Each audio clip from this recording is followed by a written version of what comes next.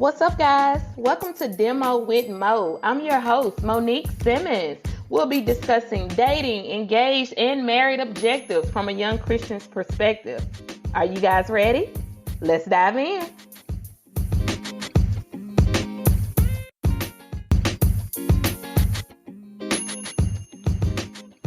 Hi, guys. Welcome to a new episode of Demo with Mo. I water you, you water me, we grow together. Today we'll be discussing how do we grow individually and collectively when we're in a relationship or marriage. Let's dive in. What's up, guys? Before we dive in, there's a few things we need to handle. I want to give a shout out to Miss Debbie Ridenhour. I hope I'm pronouncing your name right, and if I'm not, I apologize. But she was the winner of our Facebook Grow the Group giveaway. She won an Amazon gift card. So thank you so much, Miss Debbie, for your support of the podcast. I really appreciate you, and I hope you're enjoying that gift card. If you're not already, you can follow me on Facebook and TikTok at Demo with Mo. Also, if you have any questions that you would like answered live on the podcast, you can email them to me at demowithmo@gmail.com. So today we're going to be talking about how do we grow individually and collectively when we're in a relationship or in a marriage. I do want to say a lot of times you hear moms say all the time how they get lost after having children. They kind of lose their identity, who they are, who they used to be, when they used to dress up and they used to smile and they used to be so happy, and that kind of changed once they had a child. Their dynamic of who they were changed. That doesn't only happen when you have children. It can happen when you get into a serious relationship or when you get married. It is easy to get caught up in the other person that you forget about yourself. You begin to put yourself on the back burner. You stop doing those things that made you happy, and you stop doing those things that you love. And it's not on purpose, and it's not always the blame of the other person. It's just you get so caught up in your day-to-day, how you do things, what you got to do, the business that has to get taken care of. It's so easy to forget you. So today we're going to talk about practical ways on how to take care of you, how to be your best self, and also bring your best self into the relationship and how you guys as a couple can be your best selves together. Growing individually. We're looking at 2 Corinthians chapter 5, verse 10. It says, "For we must all appear before the judgment seat of Christ, so that each of us may receive what is due us for the things done while in the body, whether good or bad." That's saying that we all have to give an account for ourselves. I'm responsible for growing. I'm responsible for getting better. I can't hold anybody else accountable for that, because when I go to stand before God, when I leave this world, I have to give an account for me. And I'm not going to be able to point the fingers at anyone else. So I want to begin to discuss the ways that how we can begin to grow individually and begin to take that accountability of ourselves back. And if you've already been doing that, kudos to you. But if you're that person, like a lot of people are, that have gotten lost in a relationship and kind of put themselves on the back burner, we're going to discuss how you can begin to grow individually. First thing, get to know yourself. That sounds pretty simple.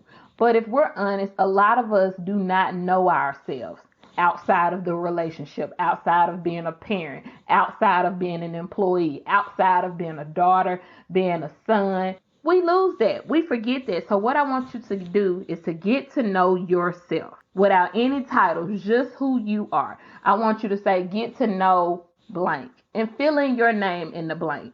I'm going to say, get to know Monique. What are your likes and dislikes? What are those things that you like or what you don't like? Take the time to figure that out. What are you good at? What's your personality? What traits define you? How do people describe you? When people bring up your name or in conversation, how do they describe you? Are you introverted or extroverted? Maybe that doesn't seem important to you. But it is. It's a big deal, because that's a way of getting to know who you are. Let's say you're in a relationship or you're married to someone who's the opposite of you. I'll use myself and my husband for an example. I'm an extrovert. I get so much joy and so much fulfillment when I'm around people who I care about, who I love, when I get to spend time and do fun things together, it recharges me because I'm an extrovert. That's what works for me. But my husband is an introvert. He's recharged by sitting at home, watching TV, relaxing, just spending time with me and the kids. That recharges him. That gets him going. That fulfills him.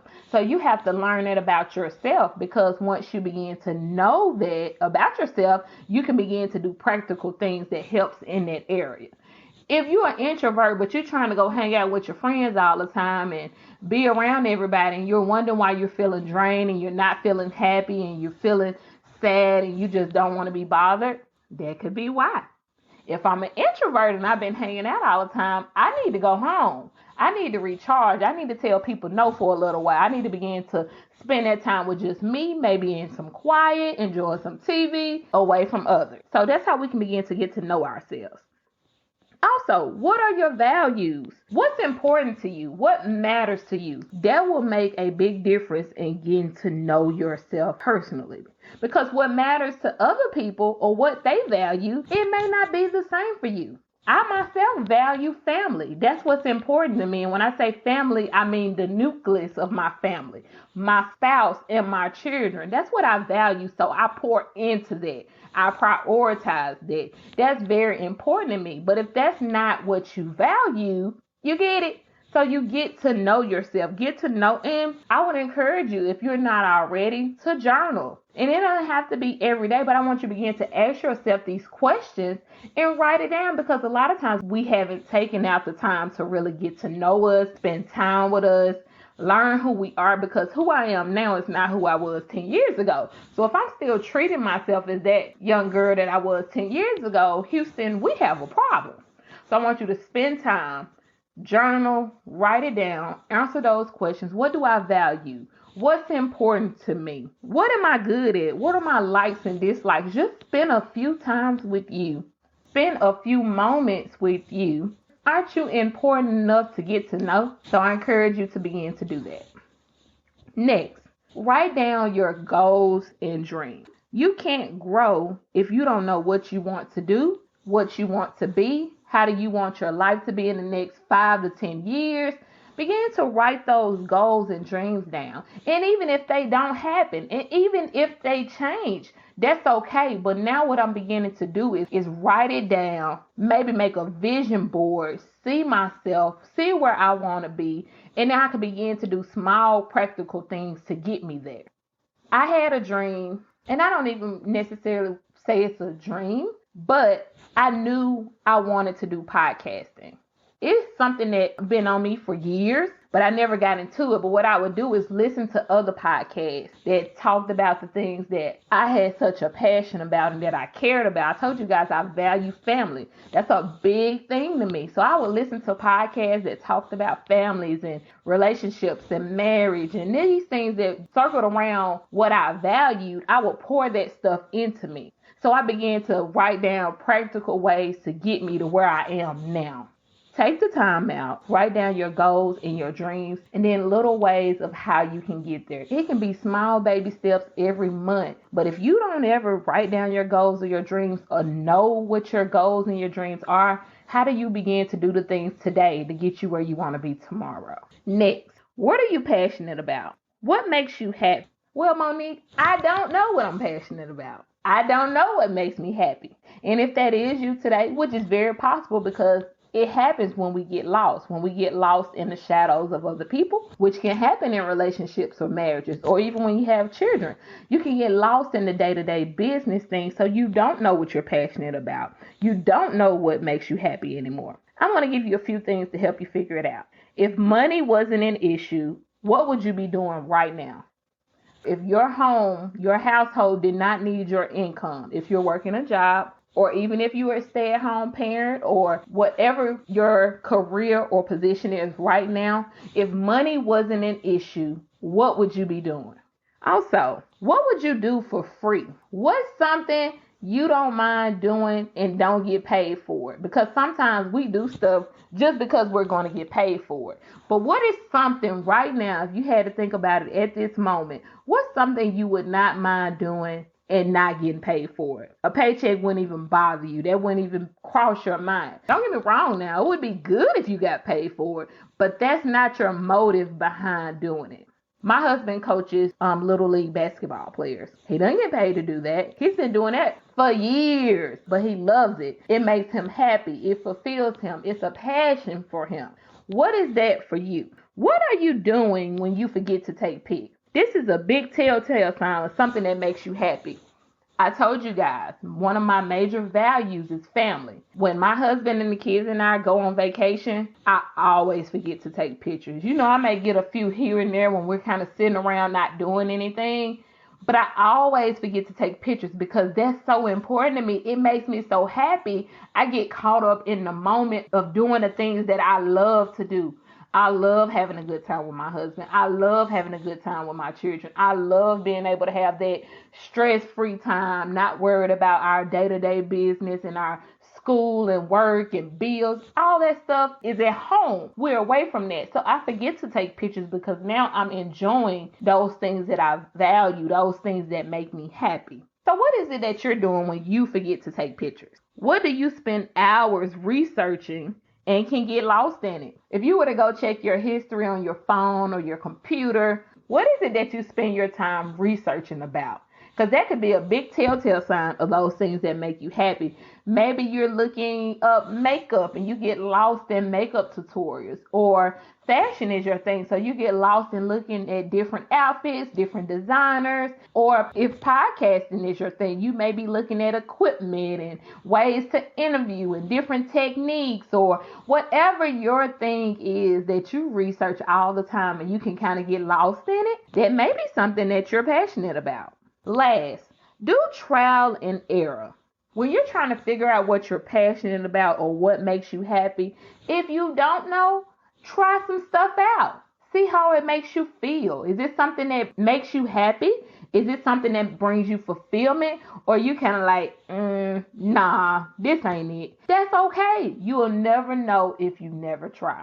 So trial and error. Maybe write down a list of things you want to try and see, if you could do it, or if this is something that you may be passionate about, or something that you cared about when you were a child or a teenager, or maybe when you were in college, but you haven't did it in so long, you don't even know if that's still your passion.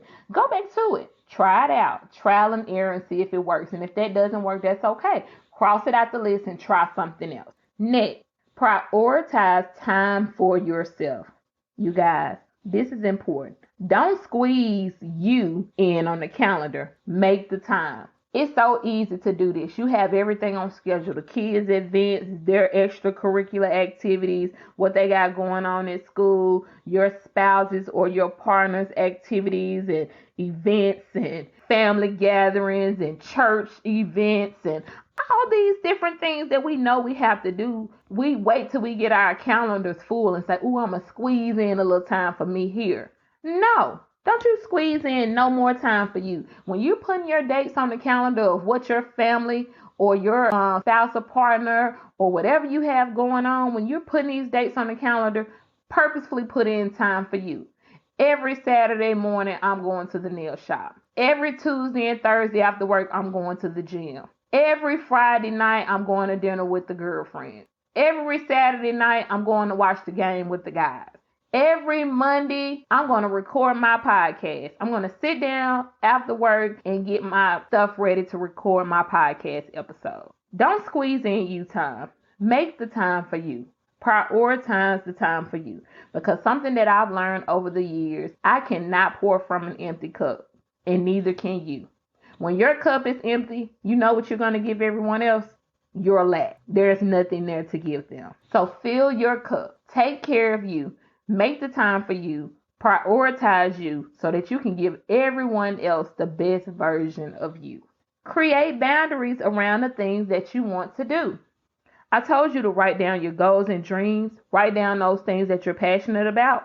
Once you get that together, you create boundaries around those things. But I want to be honest with you. You got to be realistic, because if you're in a relationship or in a marriage or you have children, you can't spend every day of the week, 7 days a week, doing that thing that makes you happy, that thing that you're passionate about, that goal or that dream. but you can set out specific time that's reasonable, that works for your relationship, and I want you to create boundaries around it. Once you set it, that's it. For me, I have set Monday. Monday night is when I work on my podcast. That means I can go wherever I want to go, close the door, no one bothers me. My husband and my children know that they are fending for themselves. Whatever they need to do, they have to figure it out. That's the boundary for me. My goal, my dream, what I'm passionate about is the podcast. The boundaries that I set is Monday after work. That is podcast time. No one can bother me. I'm working on my podcast. So you have to do the same. You have to set healthy boundaries around those things that you want to do. And like I said, you have to have a conversation and see what works best for your family or for you and your partner and your relationship. But once that has been set, you set the boundaries. You don't let nothing come in between it. I get calls. I put my phone on do not disturb or on silent. That means I'm going to reject your call if it comes through. Or if you send me a text, I'm not going to respond. If my kids at the door looking crazy, they can just keep looking crazy. That's the boundary I have set for myself. That way, those little things I told you to get to your goal or to your dream, those little practical things you do today to get you where you want to be tomorrow, that's what I mean. Set boundaries, put boundaries in place, and then they know the rest of the week they have you. You're available to what's needed, but your boundary may not be just one day. Maybe your boundary is 2 or 3 days a week, or maybe certain times on certain days. But whatever that boundary is that you have set in place with your partner or your spouse and your family, you create the boundary and you keep the boundary, and you let nothing come in the way of that because you've already set this boundary and this is what it's going to be. A boundary is just like a gate. That's all. It's a gate to separate anybody from just coming in and going as they please. That's all you're doing. You're setting the boundary, and once you set the boundary, you keep the boundary. Evaluate who you spend time with and how they make you feel. When you're prioritizing yourself, you have to pay attention to where and who you're spending time with and how it makes you feel. Maybe for your entire life, you have spent Sunday dinners with your parents. That's what you've always done. That's the way it's always been. But let's say at those Sunday dinners, it's so much chaos, so much negativity. Nothing is being accomplished. You don't feel good when you leave. You wonder why you came in the first place. That's how you evaluate that. Okay, maybe these Sunday dinners I don't need to do anymore. I can't do them every Sunday. Maybe I'll do once a month. That's what's going to work for me. That's how you prioritize time for yourself. Because now, instead of feeling bad on Sundays and I got to prepare for work on Monday or whatever it is that you have to do, now I can spend that time doing something that makes me happy, something that prioritizes me. Maybe instead of Sunday dinner with my family on Sunday, every Sunday, maybe I'll go to the movies on Sunday.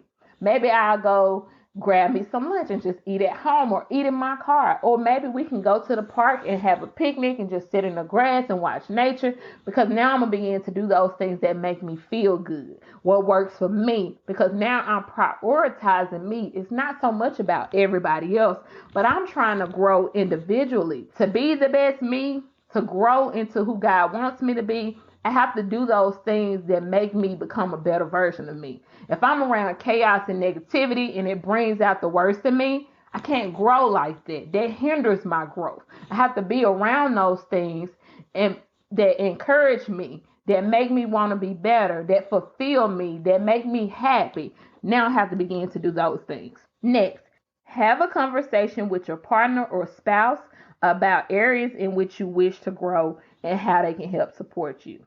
Now you got to have a conversation with your partner or your spouse. You letting them know what your goals and your dreams are and how they can support you in these things. You know, I told you, the guys, that my husband is very passionate about basketball. That's his thing. He loves coaching youth basketball. So now I can sit down with him and have a conversation with him. I know that's his passion. I know that's something he cares about, that fulfills him, that makes him happy. Now I can sit down and ask him, how can I support you in this? Okay, on certain days of the week, I know I need to take care of the kids, or I need to make sure dinner is ready, or I need to do this, or I need to do that. What can I do practically to help you be the best version of you? To make sure you have time to do those things that you love, to make sure you have time to do those things that you're passionate about. How can I now support you? That's his individual thing. But also, as his spouse, I'm now supporting him in that individual thing. I'm helping him in that so he can be his best self. You get what I'm saying? So have a conversation with them and let them know what your goals and dreams are, what you're passionate about, and how they can help support you. Last, seek God personally. We're going to get into this a little more when we talk about growing together. But you guys, your personal relationship with God is so important. Your partner or your spouse is not responsible for your relationship with God. If you have children, your children aren't responsible. Your parents aren't responsible. Your pastor isn't responsible. Your church members aren't responsible. You are responsible for your personal relationship with God. So you have to seek God personally.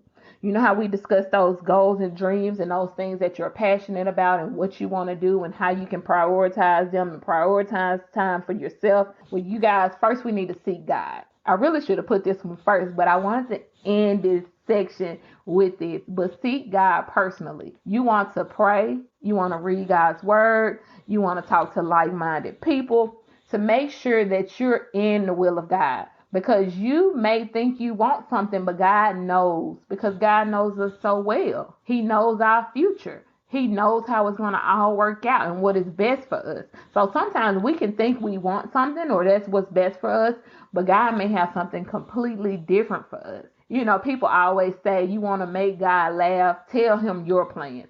So what I encourage you to do, instead of just telling God your plans, ask God what are his plans for you. And even if you take God your plans, because scripture teaches us that God gives us even some of the desires of our heart. So you can take God your plans, but God, this is not final. This is what I desire. This is what I want to do. But Lord, I know that you know best for me.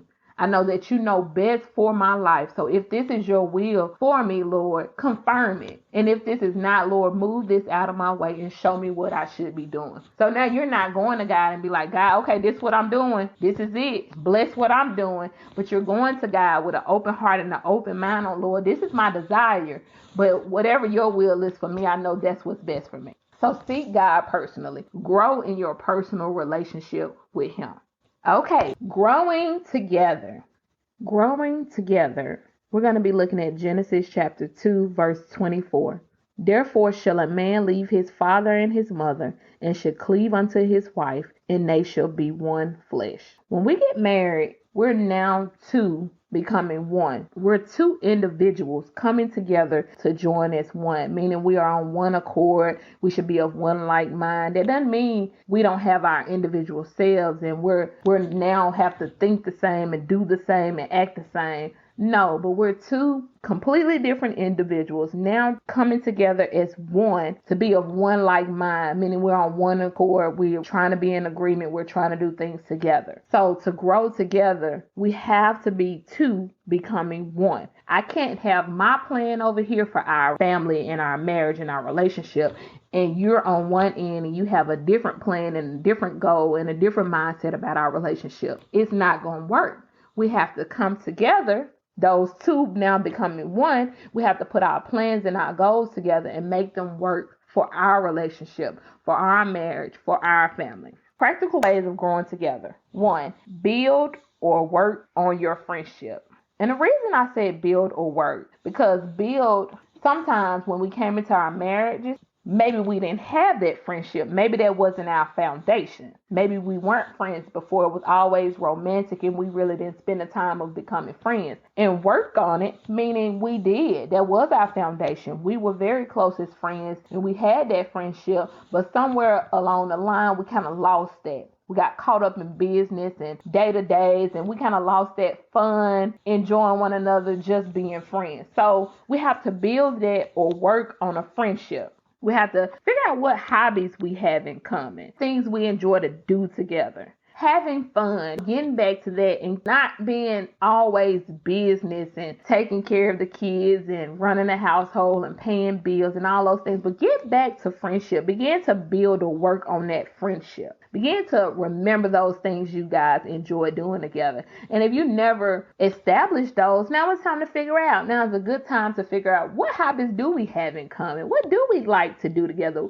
What is it that we're doing when we can laugh together and just enjoy being in one another's presence? Get back to that. 2, figure out what your vision is as a couple. As I said, I can't have a vision and my partner has a completely different vision and expect us to grow together. We're growing completely separate. You're doing one thing, I'm doing one thing. But now we got to figure out what our vision is as a couple, as partners. So now we got to sit down and have a conversation about what your personal vision may be and what my vision is, and now figure out a way to combine the two. Figure out a way how we can compromise the two. I'm not trying to change you and you're not trying to change me, but we're trying to work together. We want to be on one accord. We want to have the same goals for our relationship, for our marriage, and for our family. 3, be open to your partner's opinions and or ideas. This is very important because you guys are not going to see things the same way.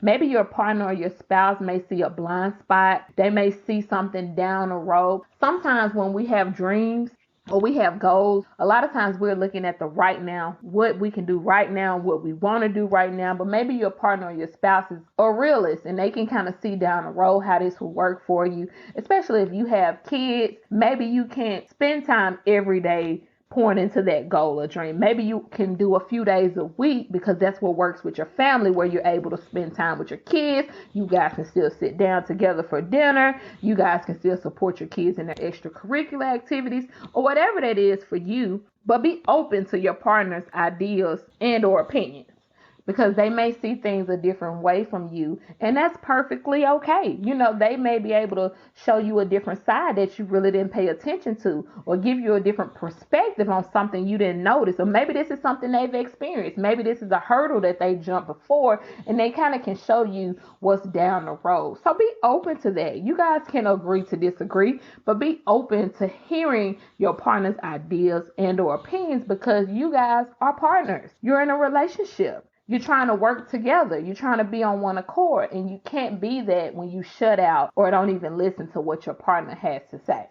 4, have family meetings. Maybe you're just dating right now in a serious relationship, or you could even be engaged. This is something you can work on engagement too, because you've committed yourself to this is who you want to spend the rest of your life with. But especially if you are married. I'm going to read Mark 3:25. It says, if a house is divided against itself, that house cannot stand. And Amos 3:3, can 2 walk together except they agree? You guys, we have to have family meetings because we have to have these moments where we can express what's going on with us personally, our goals, our dreams, what we're passionate about, how we want to see ourselves in the next few years, what it is we want to do, what it is we don't want to do anymore. But we can't do that alone. When we're married and we're trying to be on one accord and we're trying to work together and we're trying to be in agreement, we have to sit down and have a conversation. We have to compromise. We have to hear one another out. We have to figure out in ways we can support our partner and what it is that they want to do, their dreams, their goals. How can I help you? What can I do? Because if we don't have this conversation, someone is going to be upset because expectations aren't going to get met, because your partner maybe didn't know how they can help you, or they didn't know that that was something that you were passionate about, or they didn't know that there was something you wanted to do right now at this moment. In relationships, we can't assume. We have to have a conversation and figure out what it is we want to do and how we can compromise to get that done and how we can support one another in doing that. Next, we have to seek God together. This is going to be coming from Matthew chapter 18, verses 19 through 20. Again, I say unto you, that the 2 of you shall agree on earth as touching anything that they shall ask, it shall be done for them of my Father which is in heaven. For where 2 or 3 are gathered together in my name, there am I in the midst of them. Yeah, that's a powerful verse right there. When 2 or 3 are gathered together in his name, in the Son of God's name, powerful things can happen. So we have to seek God together when we have these visions and these goals and these desires and these things that we're passionate about, that we really want to do, that we're really trying to grow in. We can't do those things outside of one another if we're trying to be on one accord and we're trying to do it together. We're trying to grow together. We have to go to God together on behalf of what it is that we want to do as a couple, as a family. We have to begin to seek God together, because where 2 or 3 are gathered together in his name, there he is in the midst. So when husband and wife, or if you're an engaged couple, or even dating, when you guys go together to God in prayer on whatever it is that you guys are desiring together for your relationship, or for your marriage, or for your family, or for your home, or for whatever it is, man, it's powerful. It's not just me going to God on our behalf, but it's us going to God on our behalf. Maybe you're asking God to bless your home, or bless your finances, or you want to be an entrepreneur and you can't figure out how you can leave your job and do this thing. But you guys can go seek God together and ask God for his wisdom. But it's so powerful when you can go together to God as a couple in agreement. Next, call out your partner's spiritual gifts and encourage them to walk in them. We're going to look at 1 Peter chapter 4, verse 10. Each of you should use whatever gift you have received to serve others as faithful stewards over God's grace in its various forms. We can begin to see those spiritual gifts that they have, that God has given them, has blessed them with, that they don't even notice about themselves. And we have to begin to call out those things and encourage them to walk in it. If your partner has a spiritual gift of serving, maybe you see them at parties and how they're always willing to help everybody and clean up and just be a servant. They don't complain about it. That's just their gift. They're willing to serve even without being asked. You begin to encourage them in that. You begin to call out that thing in them that God has placed in them. Encourage them to keep on serving, to keep on doing that thing that God has blessed them with. So when you notice these things, don't be quiet about it. Don't criticize it because it's not your gift, or you don't like it, or it's a gift that you wanted that you don't have, or whatever your reason is. But begin to call out that thing and encourage them to walk in that, whatever that spiritual gift may be. But you know that God has given it to them. Encourage them to walk in it and be the best versions of themselves that they can be. Because you know what happens when they're the best version of themselves?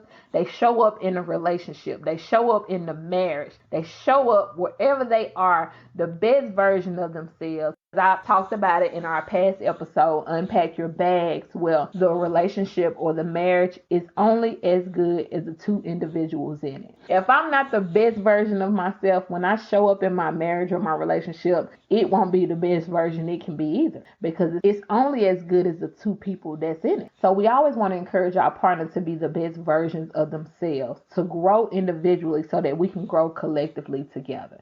Because if you're growing and I'm growing, we're growing together. And I want to encourage you and root for you to be the best version of you that you can be. Last, we have to hold one another accountable. Proverbs 27:17. As iron sharpens iron, so one person sharpens another. You guys, we have to hold one another accountable in our relationship. And I'm not saying go criticize and go beat them over the head. In no way, shape, or fashion would I ever encourage that. But we do have to hold one another accountable. If we say we're going to do something, if we say these are little things that I practically want to do today to get where I am tomorrow, we encourage and hold one another accountable in that. Well, you said you wanted to go to the gym 2 days a week. It's Monday. You said you were going to go to the gym on Monday. You haven't gotten your clothes out. I would love to come with you if you want me to. You want to go run? You want to go for a walk around the neighborhood? Would you like me to do that with you? That's how we can hold one another accountable. I'm not now going to beat them over the head. You said you were going to go to the gym. That's why you can't lose no weight. You're always saying you're going to do something, but don't ever do it. No, hold one another accountable in love. You're trying to encourage them to be the best version of themselves. You guys are trying to grow individually so you can grow together.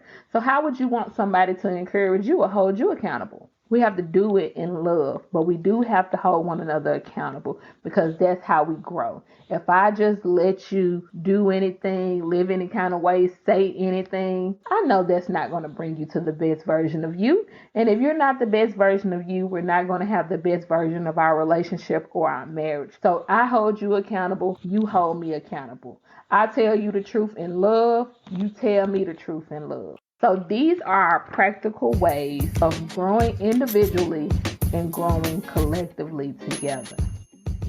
I hope you guys have enjoyed. Follow me on Facebook at Demo with Mo. If you have any questions you would like answered here live on my podcast, email them to me at demowithmo@gmail.com. That's DEMOWITHMO@gmail.com.